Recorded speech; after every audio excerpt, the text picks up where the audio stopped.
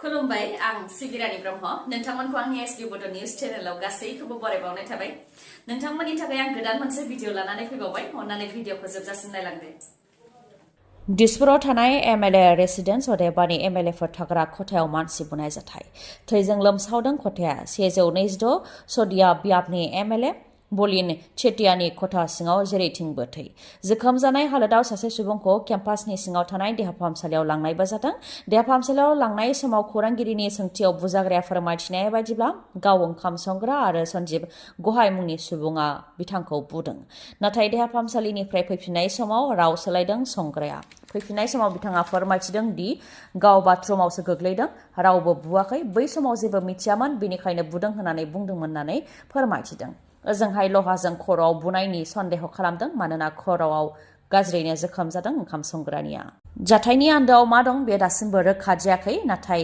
थारैनो ओंखाम संग्राया बुजा मारदोंब्ला बिथाङा न्याय मोननो हामारगोन ना बा बिजिरनाय मोननो हामारगोन ना बेयो मोनसे सोंथि गहपुरनि सरकारि नङै गंसे फरायसालिनिफ्राय खेबसेयैनो 3 फरायसाफोर गोमादों गहपुर राजघराव थानाय डायमन्ड इंलिश स्कुलनिफ्राय खेबसेयैनो 3 फरायसाफोर गोमादों गोमानाय फरायसाफोरनि मुङा बिपुरियानि कुशाल देउरी गहपुर ककिला मिलनपुरनि आशिष गयारी आरो इटानगरनि राजा बसुमतारी थाखो 6, 7 आरो 8 आव फरायनाय फरायसाफोर फुंनि 3 रिंगासो समावनो वाल बारनानै खारदों होननानै फोरमायथिदों फरायसालिनिफ्राय मोजां नोजोर होयैनि थाखायनो बेबायदि जानो मोन्दों होननानै फरायसानि नखरनिफ्रा अजद होदों फरायसानि नखरनिफ्राय फोरमायथिनाय बायदिब्ला थांनाय 1 सप्ता सिगांसो नखरनिफ्राय नायफैनाय जादोंमोन जेराव गासैबो मोजाङैनो दंजोबो होननानै स्कुलनि प्रिन्सिपालआ फोरमायथिहरदोंमोन नाथाय खारनाय फरायसाफोरा माखासे दाय मावनायनि थाखाय फरायसालिनिफ्राय साजा मोनखादोंमोन बेखौ मिथिनो मोन्दों फरायसाफोरखौ दायनि थाखाय साजा होनायखौ लानानै जेबो गाज्रि मोनाखै नाथाय साजा होनायनि उनाव मानो नोजोर होआखै बेखौ लानानै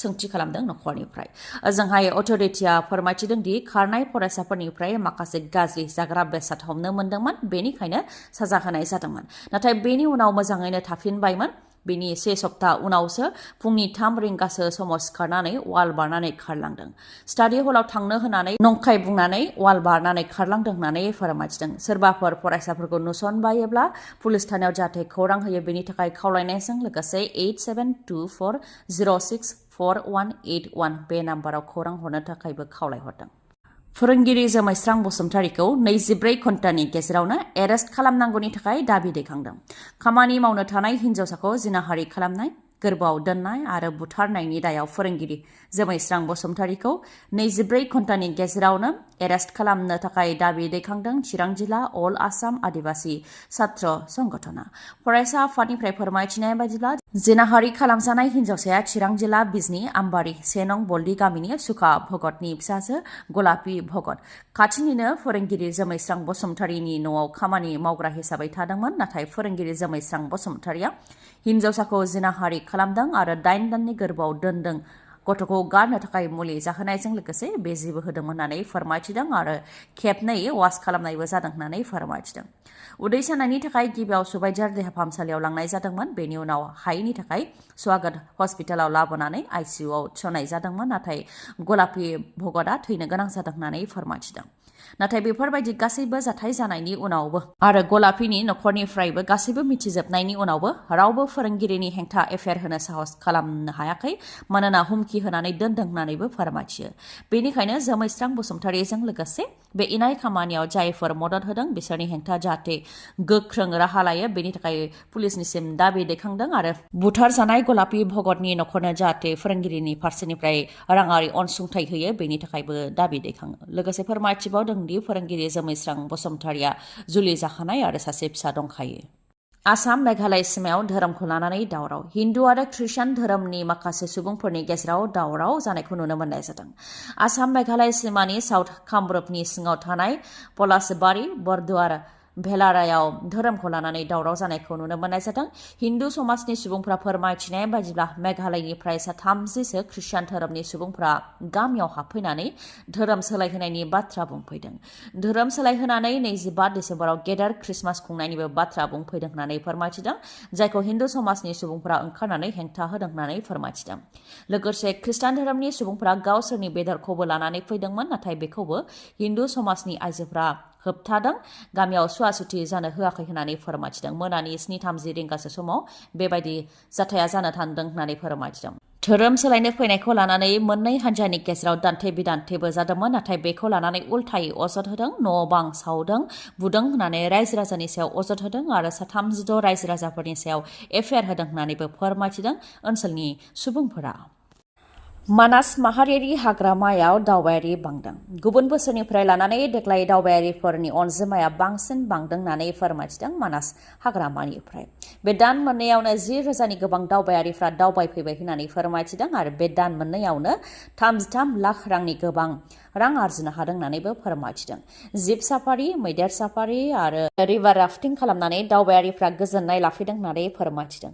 10,000नि गोबां दावबायारिफोरनिफ्राय गुबुन हादरनिफ्रायनो 500नि गोबां दावबायारिफोर फैदों आरो भारतनि गुबुन गुबुन जायगानिफ्राय 10,000नि गोबां दावबायारिफ्रा बेयाव दावबायफैदों होननानैबो फोरमायथिदों। बासबारि, भुइयापारा आरो पानबारि रेन्जफोराव दावबायारिफ्रा फैदों आरो रंजानायखौ लाफैदों। गुबुन बोसोरनि रुजुनायाव देग्लाय मानास माहारियारि हाग्रामायाव दावबायारिफोरनि फैनायनि अनजिमाया गोबां बांदों होननानै फोरमायथिदों। राजखान्थिगिरिफ्रा राजखान्थिनि फोथाराव जेसेबांखि सोंखारि लाया मानो बा दान्थे-बिदान्थे खालामलाया मानो गुबुन समफोराव बिथांमोनहा लोगो बायदि। बेखौ गले-गले फोरमान होबोदों दैदेनगिरिफ्रा। राजखान्थिगिरिफ्रा राजखान्थि फोथाराव सासेया सासेखौ मैखोमै गाग्लोबलायोब्लाबो लोगो मोनलायोब्ला बिथांमोनहा मिनिस्लु मिनियो आरो सासेया सासेखौ मान होयो, रायदावो। बिथांमोननिफ्राय जोंनि आइ-आफा, बिदा-फंबायफोराबो सोलोंनो गोनां दङ। क'क्राझारनि ग्रिनफिल्डआव श्री श्री ठाकुर अनुकूल चन्द्रनि गोथार 137थि जोनोम सान फालिनायाव बिटिसिनि बारग' गाहाय हाग्रामा महिलारीजों लोगोसे बिटिसिनि दानि CEM प्रमद बर' बिथांखौ जयैनो नुनो मोननाय जादों। बिथांमोनहा फुजायाव जयै जिरायदों आरो सासेया सासेखौ हेन्डशेक लानायखौबो नुनो मोननाय जादों। सानै बर'नि दैदेनगिरिफोरनि गेजेराव बेबायदि गोरोबलायनाय नुनायखौ गोजोननाय मोनदों रायजो-राजाफोराबो। बिजनीनि झार बिस्फानियाव हाग्रा बिफाननि संदाननायाव जुनारनि अंगजों लोगोसे सासे सिखाव फलानखौ हमनो हादों। 64 बोसोर बैसोनि बासुदेब रायखौ हमनो हादों।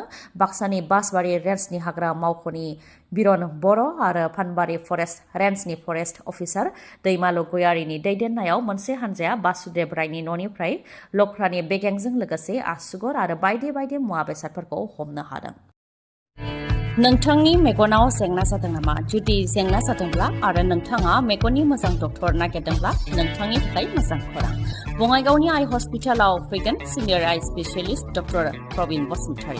बिथाङा एम्स निउ दिल्लीनि बारग' SR, RPC आरो दिल्ली GNCTनि बारग' आइ कनसालटेन्ट। डक्टर प्रबिन बसुमतारीनि अनगायैबो मेगननि डक्टर आशराफुल आलम आरो डक्टर मेघाली शर्माखौबो बङाइगावनि आइ हस्पिटालाव नोंथांमोनहा मोननो हागोन। लोगोसेनो कम्पिउटार पेकनि गेजेरजों केटारेक्ट सार्जारि खालामनो हागोन, जेराव जेबो सानाय गैयालासे, सुथेनाय गैयालासे आरो गोख्रैनो गाहामाव फैफिननायखौ नोंथांमोनहा मोननो हागोन। आबुं थङा जाहैबाय बङाइगाव लवार आसाम हस्पिटालनि उल्था दिगाव बास स्टेन्डनि साखाथियाव। फुंनि 10 रिंगानिफ्राय मोनाबिलि 7 रिंगासिम मेगननि डक्टरखौ मोननो हागोन बे बङाइगावनि आइ हस्पिटालाव। माबाफोर सुलुं लानो गोसो दंबावोबा नोंथांमोनहा 6900949900 बे नाम्बाराव खौरां लाहरनो हागोन। गोजोन्थों। दिनैनि भिडिअ'आ एसेनोसै। गाबोन आरो गोदान भिडिअ'जों लोगो मोनफिनबावगोन। नोंथाङा दासिमबो आंनि चेनेलखौ साबस्क्राइब खालामाखैबा अन्नानै साबस्क्राइब खालामदो, लोगोसे लाइक, कमेन्ट आरो शेयार खालामनो दाबाव। गोजोन्थों।